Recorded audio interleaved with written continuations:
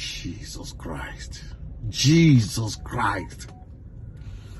I watched this video. I was shocked to my mother. This man hit the nail at the head. This is the problem of Africa from the Western world. I don't want to talk too much. My problem is not after watching it. You wouldn't share this. And if you want to share it, how do we get freedom from slavery, of our mental slavery? We are being held by the white. That is the big question. Please watch this video. But here's three things that keeps Africa enslaved to the Chinese and the white man by virtue of their politicians. Number one, we have been distracted in America, the Caribbean, Africa, all over the world. It's a Pan-African problem. We have been distracted from development with democracy. Everybody's focusing on who to vote for.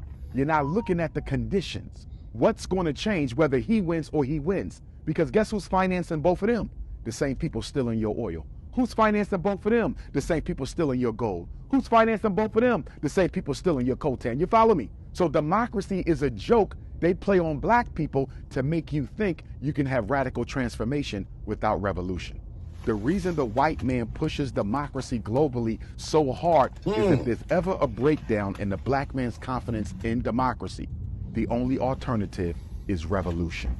So that's number one. Democracy is a distraction from development. Number two, when I travel, especially Africa, but it's true in the Caribbean also, black people are more concerned with their tribe being in control than they are with liberation from foreign control. Are you following me? I've seen it. So when the elections is coming up, it's not about freeing us from white supremacy or Chinese imperialism. It's about, are my people going to be the president? Is somebody from my tribe going to be the prime minister? And because they're more concerned about tribal imperialism than African independence, this democratic scheme that they run on black people continues because we're so petty and so small in our thinking. I just want to make sure his people don't get the presidency. I'm not even looking at the bigger picture.